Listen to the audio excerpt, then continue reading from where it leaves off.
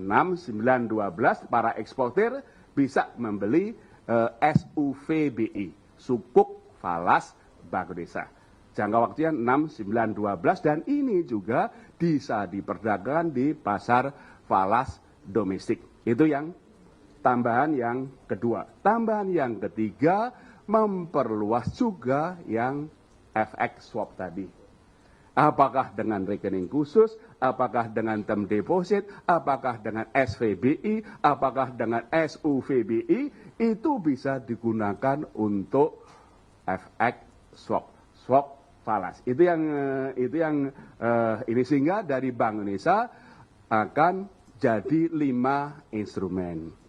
Term deposit, ya, kemudian juga SVBI, SUVBI, kemudian swap falasnya bisa pakai term deposit, bisa pakai SVBI, bisa SUVBI, dan ini tadi Pak Menko menyampaikan ini sangat dibutuhkan oleh para eksportir, ya. Sehingga kalau punya falas, butuhnya rupiah hanya 1 bulan, bisa swap falasnya 1 bulan. Kalau dibelikan SVBI 6 bulan, bulan depan perlu bisa dijual. Itu seperti itu sehingga itu betul-betul dana yang masuk ke rekening khusus bisa lebih banyak berputar di dalam sistem keuangan, pasar uang, pasar falas dan bermanfaat bagi perekonomian. Demikian Pak Menko, tambahan dari kami. Terima kasih. Silakan. Terima kasih Pak Menko, Pak Gubernur. Mungkin untuk menambahkan saja bahwa perubahan dari PP 36 2023 menjadi PP 8 2025, kami selama ini untuk menjalankan PP 36 2023 sudah bekerja sangat erat dengan Bank Indonesia. Dari Kementerian Keuangan, Direktorat Jenderal Bea dan Cukai, fokus kepada flow of barangnya, ya ekspor dari SDA kita merupakan bagian yang cukup signifikan dalam ekspor kita sehingga kita mampu untuk mendapatkan sekarang ini dengan ekspor thresholdnya tetap 250.000 mencapai 15% dari jumlah total ekspor DHI sumber daya alam. Nah ini yang akan data dari Bea Cukai tadi kemudian dimatchkan dengan data uangnya, the money flow dan dengan merchandise flow, sehingga kami bisa bersama-sama melakukan enforcement terhadap peraturan peraturan pemerintah nomor 8 2025 ini. Kita juga akan terus men-track bagaimana kebutuhan karena selama pelaksanaan sejak tahun 2023 juga kita melihat posisi dari devisa hasil ekspor yang diletakkan di dalam perbankan kita itu relatif stabil pada level kalau minimum tadinya 30%, di dalam data yang ada adalah bahkan mencapai 37-42%. Jadi ini menggambarkan mereka sudah melebihi dari yang 30%. Sekarang dengan 100% terutama untuk yang SDA, terutama yang tadi batu bara, CPO dan nikel adalah 3 komoditas yang paling besar peranannya di dalam tadi mengenerate ekspor kita dan kemudian devisa kita. Untuk itu pelaksanaannya nanti kita akan melakukan bersama-sama dengan koordinasi Pak Menko Perekonomian, terutama tadi untuk make sure bahwa eksportir dan produsen ini tidak terdisrupsi. Jadi tadi kebutuhan melakukan penukaran rupiah, pembayaran dalam bentuk valuta asing untuk kewajiban pajak, dan juga di dalam pembayaran dividen, pembayaran untuk pengadaan barang, terutama barang-barang yang mungkin tidak diproduksi di Indonesia sehingga mereka membutuhkan falas untuk pengadaan barang tersebut, dan pembayaran kembali atas pinjaman mereka itu tetap disecure. Jadi tidak ada alasan bahwa perusahaan ini kemudian karena adanya retensi 100% 12 bulan, kemudian mengalami disrupsi dari sisi keuangan maupun kewajiban-kewajiban mereka. Mungkin itu Bapak yang kami sampaikan. Langkah-langkah seperti ini bukan hanya Indonesia, banyak negara-negara yang melakukan, dan itu juga menjadi salah satu bagian untuk kita terus meningkatkan bagaimana hasil dari bumi, air, dan seluruh sumber daya alam yang ada di Indonesia betul-betul bisa masuk ke dalam Indonesia dan bisa memperkuat perekonomian Indonesia. karena sistem perbankan dan sistem keuangan kita juga akan terus diperkuat sehingga mereka juga mampu untuk terus memberikan services kepada para ekspor tersebut. Terima kasih. Saya kembalikan kepada Pak Menko. Terima kasih. Ada pertanyaan? 3 saja. 1, 2, 3. Tambah 4. Ya. Silakan. Ya, oke. Saya Agnes dari Harian Kompas. Ada 3 pertanyaan. Pertama terkait dengan DHA ini terkait impact ke kinerja ekspor, karena dari rilis BPS barusan juga disebutkan bahwa kinerja ekspor pertambangan non migas juga sedang mengalami penurunan ya, terkontraksi begitu. Ini apakah kira-kira ke depan akan ada evaluasi lagi terhadap mungkin sektor-sektor yang akan dikenai kewajiban parkir DHA ini, atau mungkin akan ada perubahan terkait dengan masa retensi dan persentase porsi retensinya begitu Pak, Bu. Lalu kedua, agak penasaran aja sih terkait dengan apa potensi devisa yang bisa didapatkan. Kan sebelumnya perhitungan Pak Menko kan 90 miliar USD ya Pak. Nah tadi Pak Prabowo bilang 80 miliar USD itu perubahannya di mana yang membuat ada selisih sekitar 10 miliar USD. Lalu ketiga, Bu Sri Mul ini sebenarnya agak nggak nyambung sama tema konversinya Bu, cuman pengen ditanyain dan butuh ditanyain Bu soal efisiensi anggaran. Kemarin kan Pak Prabowo kan di HUT Gerindra mengatakan jadi 750 triliun dengan 3 putaran ya Bu. Salah satunya putaran pertama sudah dilakukan oleh Kemenq DBA Bun. Mohon penjelasannya aja sih Bu, itu kira-kira yang apa putaran pertama itu sumbernya dari mana? Penghematannya itu apakah dari automatic adjustment? Lalu sejak kapan dilakukan ya Bu? Itu sih Bu. Lalu satu lagi mungkin Bu, yang katanya 58 triliun bakal dikembalikan lagi ke 17 kementerian lembaga, mungkin bisa dijelaskan juga Bu, itu untuk apa dan kemana saja. Itu aja, makasih Bapak Ibu. Terima kasih. Silakan. Yang kedua.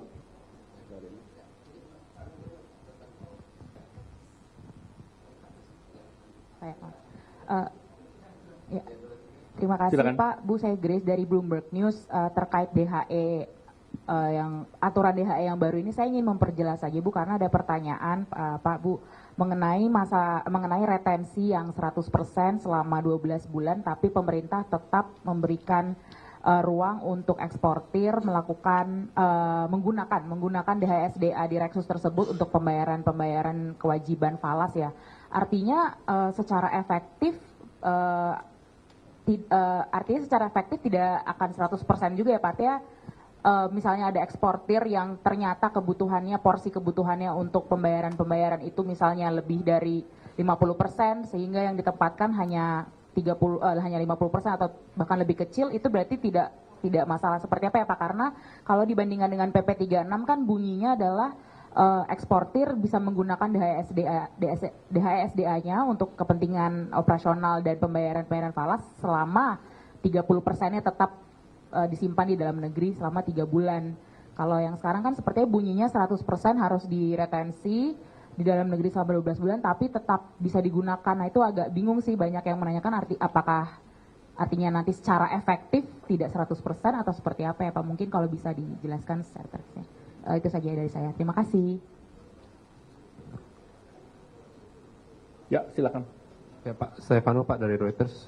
Mau ada pertanyaan untuk Pak Ferry. Pak, untuk instrumen SVBI dan SUFBI-nya ini udah ada guidance belum Pak? Mungkin untuk attractive yield-nya berapa itu Pak yang ditanya-tanya eksportir. Kemudian yang kedua untuk Pak Ferry juga Pak, ini agak berlainan sedikit. Tempo menerbitkan laporan bahwa ada upaya dari DPR Pak untuk mencopot Pak Ferry Pak dengan tatip yang baru. Boleh minta tanggapannya Pak seperti apa? Terima kasih. Di luar agenda itu. Terakhir, ya silakan. Selamat sore Bapak Ibu, saya Dova dari Bloomberg Technos. Melanjutkan pertanyaan dari... Tadi Bloomberg sudah. Iya Pak. Bloomberg Technos Pak, yang ini. Kalau Technos dulu bimbel.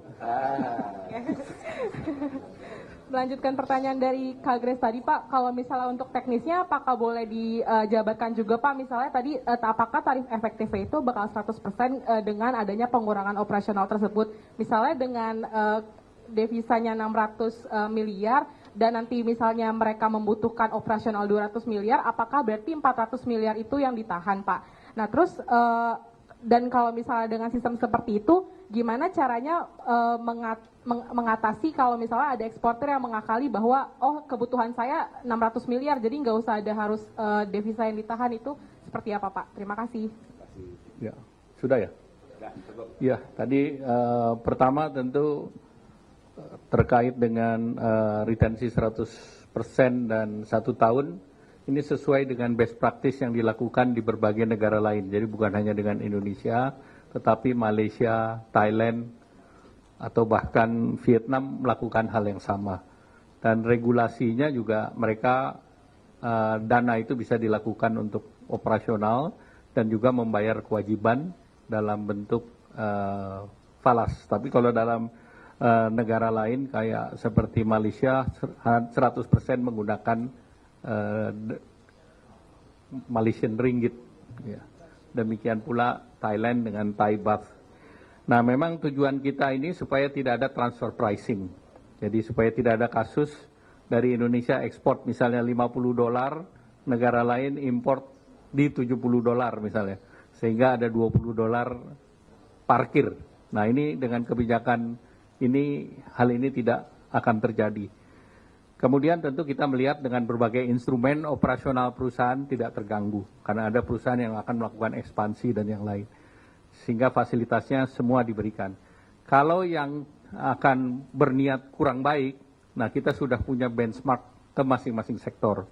Jadi kalau sektor batu bara kita kira-kira tahu cost-nya bagaimana. Sektor kelapa sawit kita juga sudah tahu cost-nya seperti apa. Sehingga kalau mereka melakukan kegiatan di luar pattern, itu bisa langsung dimonitor. Apalagi dengan sistem baik dari segi keuangan maupun dari segi barang. Kemudian mereka yang tidak comply diberikan sanksi administrasi, ekspornya di stop. Jadi pemerintah terus menjaga itu. Kemudian hal lain, mungkin kalau jumlah-jumlahan ya bisa hitung sendiri. Silakan Bu Menteri Keuangan, ada yang ingin tambahkan? Kalau untuk DHI nggak ada Pak. Jadi kalau karena konferensi persnya mengenai DHI, jadi DHI aja kan, gitu ya. Tapi saya paham pertanyaan Anda. Mengenai DHI, tentu saja berapa besar SVBI, SUWBI, komitmen kami sesuai kebutuhan.